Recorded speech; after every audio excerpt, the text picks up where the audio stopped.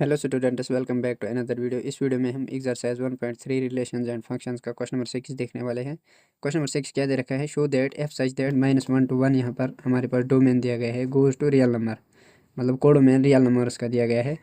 Given by f of x equals to x upon x plus 2। Function इस तरीके से दिया गया है, इज़ 1 1। ये हमें देखना है कि ये 1 1 फंक्शन है। Find the inverse of the function, यहाँ पर हमें फंक्शन का इनवर्स फाइंड आउट करना है। एफ सच दैट -1, 1 जो है goes to range of f, मतलब फंक्शन की रेंज में यहाँ पर रिलेशन जा रहा है। अब हम इसका सोल्यूशन देख लेते हैं। यहाँ पे पहले तो हमारे पास फंक्शन जो है वो दे रखा है कुछ इस तरीके से, close interval of -1, 1। Close interval में जो वैल्यूज़ आती है वो एज इट इज़ लिखी जाती है। अगर यहाँ पर ओपन इंटरवल होता, -1 and 1 नहीं आता, उसके बीच की वैल्यूज़ आती। तो यहाँ पर रियल नंबर्स में रिलेशन, मतलब -1 to 1 जो हमारे पास सेट है, इसका रिलेशन रियल नंबर्स के साथ दिया गया है यहाँ पे। और फंक्शन इस तरीके से दिया गया है, f of x equals to x upon में एक्स प्लस 2। तो पहले हमें क्वेश्चन में 1 1 पूछा गया है। 1 1 करने के दो मेथड्स हैं, आपको जो अच्छा लगे वो कर लेना। तो मैं तो कहूँगा दूसरा वाला मेथड आपके लिए अच्छा रहेगा, वो इजी भी है और उससे क्वेश्चन अच्छे से समझ में आ जाएगा आपको, और आप एग्ज़ाम में उसके माध्यम से अच्छे आंसर।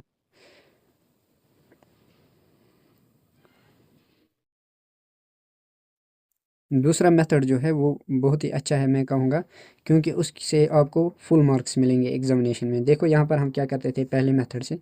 तो हमारे पास सेट दिया है यहाँ पर -1, 1। उसके बाद यहाँ पर रिलेशन बनेगा, रियल नंबर्स मिलने चाहिए। तो यहाँ पर फंक्शन इस तरीके से दिया है, -1 अगर हम यहाँ पर पुट करें, मान लो एफ ऑफ -1 पुट किया, तो यहाँ पर -1 अपॉन में -1 प्लस 2। तो यहाँ पर हमें रिजल्ट -1 मिलेगा। तो -1 मतलब 1 का -1 का रिलेशन -1 के साथ। इसी तरीके से अगर हम 1 पुट करें तो यहाँ पर हमें 1/3 मिलेगा। यहाँ पर अगर हम 1 पुट करें तो 1/1 प्लस 2 हो जाएगा, तो यह इक्वल टू आ जाएगा 1/3 के। तो यहाँ पर इसका रिलेशन इसके साथ। अगर हम यहाँ पर देखें, for every unique domain range is unique, यहाँ पर एवरी यूनिक डोमेन के लिए रेंज यूनिक है, तो ये 1 1 होगा। For every unique domain range is unique, range या इमेज बोल सकते हो।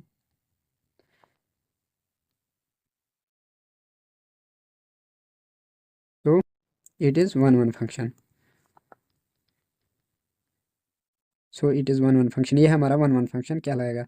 उसके बाद हमारे पास दूसरा मेथड है, वो भी आपको मैं यहाँ पर दिखाता हूँ। आप उससे भी यहाँ पर इस क्वेश्चन को कर सकते हो, 1 1 प्रूव कर सकते हो। देखो एफ ऑफ एक्स हमारे पास दिया है यहाँ पर एक्स अपॉन एक्स प्लस 2। इस तरीके से देखो, अगर हम यहाँ पर इस फंक्शन को पहले एफ ऑफ एक्स 1 मान ले equal to f of x 2 मान ले, इस तरीके से ये एनसीईआरटी के अकॉर्डिंग हम कर रहे हैं। उसके बाद अगर हमारे पास यहाँ पर x1 इक्वल टू x2 आता है, तो हम कहेंगे कि ये 1 1 फंक्शन है। तो यहाँ पर हम एफ ऑफ फंक्शन इस तरीके से दिया है, तो पहले हम यहाँ पर x1 यहाँ पर रखते हैं। उसके बाद इक्वल टू x1 यहाँ पर रखो, x1 इधर इसके साथ 1 लिखना है बस, और कुछ नहीं करना है। इक्वल टू यहाँ पर +2।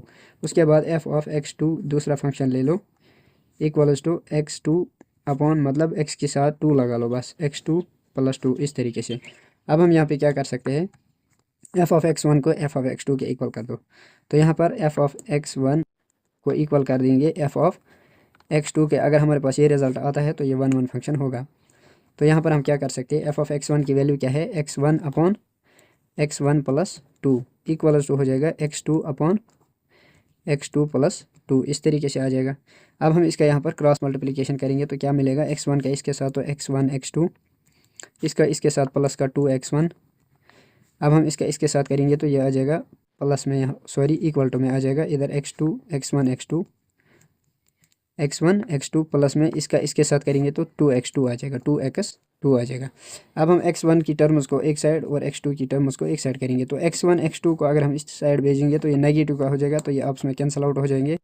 तो यहाँ पर 2x1 जो है वो इक्वल टू आ गया 2x2 के। तो यहाँ पर अगर हम 2 और 2 को कैंसिल करें तो यहाँ पर x1 जो है वो इक्वल टू आ गया x2 के। तो यहाँ पर हम लिख सकते हैं सो इट इज़ 1 1। यह हमारे पास सेकंड मेथड है इसको 1 1 प्रूव करने का। सो इट इज़ 1 1 फंक्शन, ये हमारे पास 1 1 फंक्शन कहलाएगा। सो इट इज़ 1 1 फंक्शन। तो उसके बाद हम देखते हैं क्या ये ऑन टू है। ऑन टू के लिए क्या हम करते थे, ऑन टू फंक्शन के लिए, ऑन टू फंक्शन के लिए क्या होता था हमारे पास, रेंज इक्वल टू कोडोमेन होना चाहिए। रेंज जो है वो बराबर होना चाहिए कोडोमेन के। अगर ये कंडीशन आती है तो हम उसको बोलते हैं ऑन टू फंक्शन है। So it is onto function, उसको हम ऑन टू फंक्शन बोलते हैं।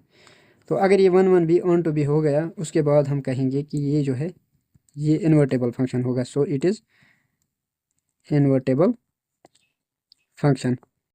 अब हम यहाँ पर देखते हैं ऑन टू है कि नहीं। अगर ये ऑन टू है उसके बाद ये इन्वर्टेबल भी होगा। तो ऑन टू के लिए क्या होता था हमारे पास, एफ ऑफ एक्स जो है एनसीईआरटी के अकॉर्डिंग इक्वल होना चाहिए वाई के।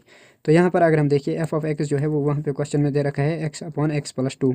इस तरीके से अगर हम यहाँ पे देखें एफ ऑफ एक्स जो है वाई के इक्वल होना चाहिए, तो एफ ऑफ एक्स की जगह पर हम वाई लिख सकते हैं। वाई इज़ इक्वल टू आ जाएगा हमारे पास एक्स अपॉन एक्स प्लस 2, इस तरीके से। तो यहाँ पर हम क्या कर सकते हैं, क्रॉस मल्टीप्लिकेशन होगा, वाई का एक्स के साथ हो जाएगा वाई एक्स प्लस में वाई का 2 के साथ तो 2y इक्वल्स टू में एक्स का यहाँ पर डिनोमिनेटर में अगर हम 1 मान ले तो एक्स का 1 के साथ हो जाएगा एक्स, इस तरीके से।